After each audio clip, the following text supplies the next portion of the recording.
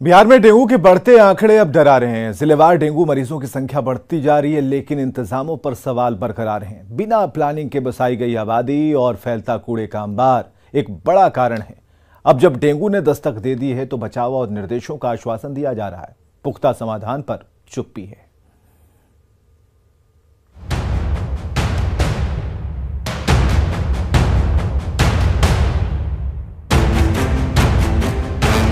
Dengue के डंक से बिहार कराह रहा है। तस्वीरों में आरोपी मच्छर नजर नहीं आएंगे, लेकिन वजहों में बदइंतजामी और लापरवाही जरूर दिखेगी। पटना से पूर्णिया तक की 8 तस्वीरों को सबसे पहले देखिए। अनप्लान्ड शहरों की बसावट ने डेंगू को इतनी ताकत दे दी है कि हजारों लोगों को अस्पताल की बेड पर चित कर रखा है। गोपालगंज में डेंगू के साथ चिकनगुनिया, कालाजार और टाइफाइड के मरीज बढ़ते जा रहे हैं।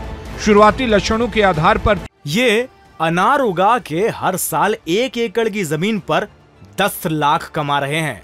उनसे सीखना है तो फ्रीडम ऐप को अभी डाउनलोड कीजिए। चिकित्सक परेशानी को दूर करने की सलाह दे रहे हैं। डेंगू के साथ साथ अभी सर्दी खांसी के भी मरीज पहुंच रहे हैं बहुत ज़्यादा। हाँ, टाइफाइड है। और अभी जैसे पानी का सीजन है, बारिश के बाद थोड़ा सा ये पेट खराब वाला मरीज और टाइफाइड वाला मरीज भी बढ़ जाते हैं।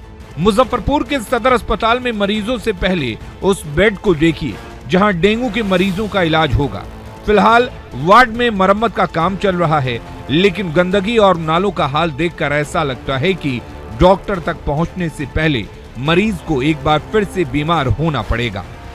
सदर अस्पताल मुंगेर की तस्वीर के साथ डेंगू के बढ़ते आंकड़ों पर भी गौर फरमाना होगा। शुक्रवार को डेंगू के 47 नए पॉजिटिव मरीज मिले थे और कईयों की रिपोर्ट आनी अभी बाकी है। मच्छरदानी ही बता रही है कि आगे डेंगू वार्ड है। लैट्रिन बाथरूम का सुविधा नहीं है, बहुत गंदगी है, साफ सफाई नहीं है जी। बाकी दवाई सब मिलती है। हाँ, दवाई मिल रहा है, सुई चल रहा है, पानी भी चल रहा है। डेंगू वार्ड का हाल देखते देखते कटिहार पहुंचे तेजस्वी यादव से भी जब सवाल पूछे गए तो उन्होंने पूरी तैयारी की बात कही। किसे तैयारी कर रहे हैं, हर जगह जो है नगर आयुक्त को वीडियो कॉन्फ्रेंसिंग द्वारा जो है प्रधान सचिव ने वीडियो कॉन्फ्रेंसिंग की है।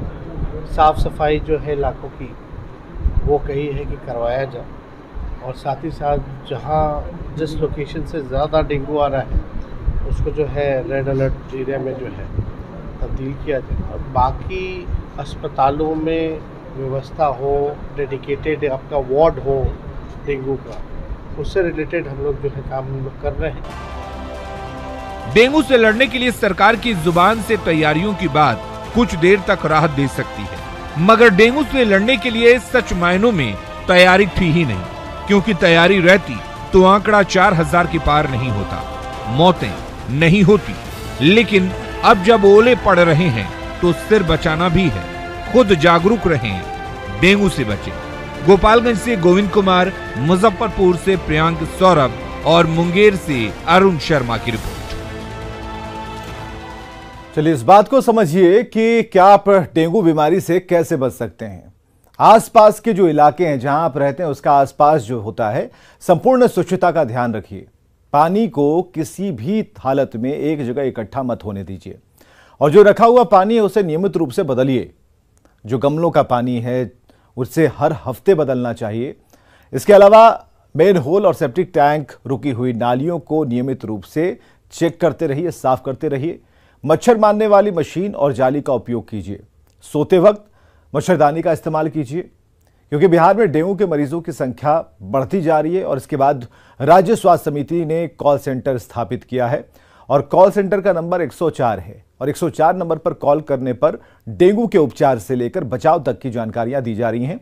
कॉल सेंटर में 24 घंटे कर्मियों के अलावा डॉक्टर उपलब्ध रहते हैं। अब आप समझिए कि डेंगू फैलता कैसे है। तो डेंगू का जो मच्छर है वो रुके हुए साफ पानी में पनपता है। डेंगू का मच्छर आमतौर पर दिन में काटता है, और मच्छर के काटने के बाद खून में फैलता है ये वायरस, और इंक्यूबेशन पीरियड 2 से 7 दिन का होता है। तो एक व्यक्ति से दूसरे में सीधे नहीं फैलता डेंगू। संक्रमित को काटने के बाद मच्छर भी अगर दूसरे किसी स्वस्थ व्यक्ति को अगर काट ले तो डेंगू हो सकता है। बढ़ते हैं आगे। अब बात उस दर्दनाक हादसे की जिसकी तस्वीर सामने आई है।